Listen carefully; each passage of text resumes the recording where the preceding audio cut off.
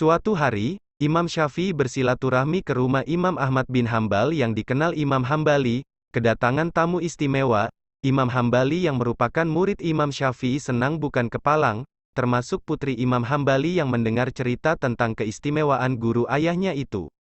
Imam Hambali pun memberikan jamuan istimewa kepada sang guru. Kedua ulama ahli hadis dan fikih itu kemudian makan malam bersama. Selepas makan malam, Imam Syafi'i izin beristirahat di kamar yang sudah disiapkan pemilik rumah. Putri Imam Hambali rupanya memerhatikan aktivitas Imam Syafi'i. Di pagi harinya putri Imam Ahmad bin Hambal bertanya kepada ayahnya, "Wahai ayah, mohon maaf, apa beliau itu Imam Syafi'i yang ayah sering memujinya?"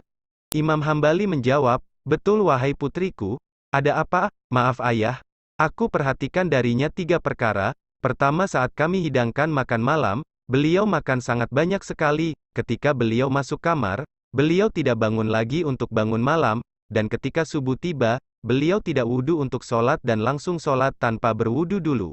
Maka Imam Ahmad mengutarakan 3 hal itu kepada Imam Syafi'i dan didengarkan juga oleh putri Imam Ahmad.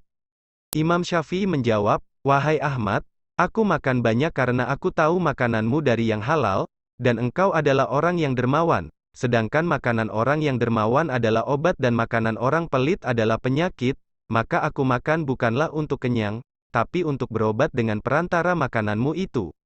Dan semalam aku tidak bangun malam, karena ketika aku meletakkan kepalaku untuk tidur, tampaklah di hadapanku lembaran-lembaran Al-Quran seolah ada puluhan permasalahan fikih, maka aku berusaha memecahkannya sepanjang malam, yang aku berharap dapat membawa manfaat untuk kaum muslimin. Maka aku tidak ada kesempatan untuk salat malam.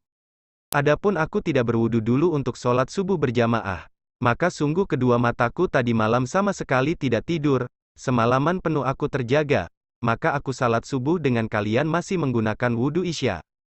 Imam Ahmad pun berkata kepada putrinya, "Lihatlah, apa yang beliau lakukan saat berbaring di tempat tidur pun lebih mulia dari apa yang aku lakukan sepanjang malam salat dan zikir. Sebagaimana diketahui, bahwa belajar ilmu agama lebih utama daripada melaksanakan salat sunnah." Demikianlah kisah 2 imam besar yang membuat putri Imam Ahmad takjub. Kisah ini mengajarkan kita tentang indahnya akhlak 2 ulama besar kebanggaan umat Islam.